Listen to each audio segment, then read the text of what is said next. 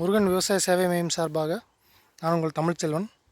இப்போ இந்த ஃபீல்டு பப்பாளி ஃபீல்டு வந்து நம்ம ஸ்டார்டிங் நாற்று நட்டதுலேருந்து இப்போ வரைக்கும் நம்ம பார்த்து கொடுத்துட்ருக்கோம். இந்த ஃபீல்டோட வீடியோ வந்து நம்ம இதுக்கு முதல்ல போட்டிருப்போம், இனிஷியல் ஸ்டேஜில் என்ன பண்ணணும் அப்படின்னு.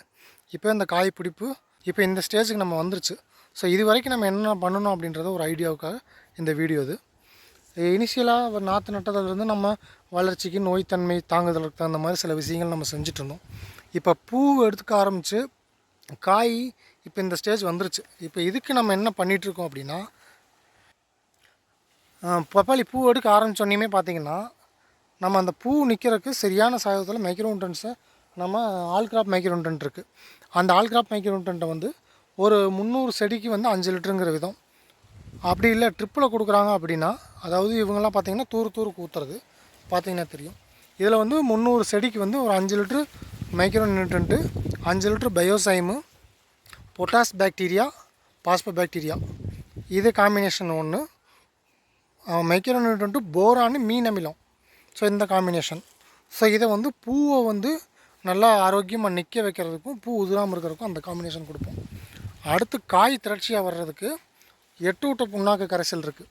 அந்த 8 ஊட்ட புண்ணாக்கு, பொட்டாஸ் பாக்டீரியா, பயோசைம், அது ஒரு காம்பினேஷனு. சீவீடு ஜெல்லு, 8 ஊட்ட புண்ணாக்கு, மைக்ரோ நியூட்ரண்ட்டு, ஹியூமிக்கு, இந்த காம்பினேஷன்.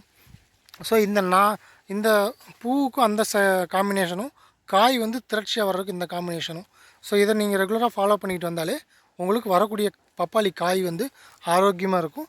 நீங்கள் பால் எடுக்கிற பப்பாளியாக இருந்தாலும் அதை பண்ணினா தான் உங்களுக்கு அந்த காய் திரட்சிக்கு பால் நிறைய கிடைக்கும்.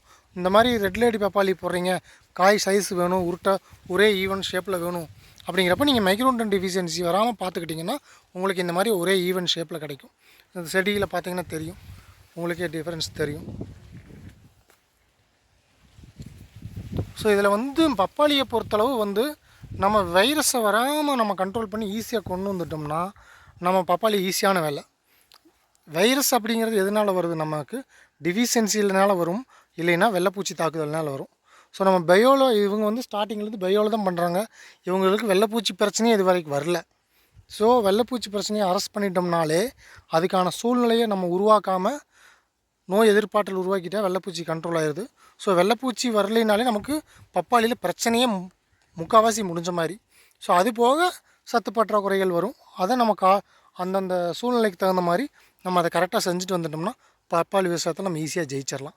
ஸோ இது இல்லாமல் பப்பாளியில் உங்களுக்கு வேறு எதுவும் சந்தேகம் இருக்குதுன்னா வாட்ஸ்அப்லேயோ இல்லை கமெண்ட்லேயோ சொல்லுங்கள். உங்களுக்கு அந்த கமெண்ட்டுக்கு நான் ஃபீட்பேக் கொடுக்குறோம். இது இல்லாமல் உங்களுக்கு வேறு ஏதாவது இன்புட்ஸ் தேவைப்படுது, உரங்கள் நம்ம பண்ணாரி ப்ராடக்டோட உரங்கள் தேவைப்படுது அப்படின்னா நீங்கள் வாட்ஸ்அப்பில் சொன்னாலும் சரி, கமெண்ட்டில் சொன்னாலும் சரி, உங்களுக்கு தமிழ்நாடு ஃபுல்லாக எல்லா ஏரியாவுக்கும் லாரி சர்வீஸ் கொரியர் மூலமாக அனுப்பி வச்சிட்ருக்கோம். நன்றி, வணக்கம்.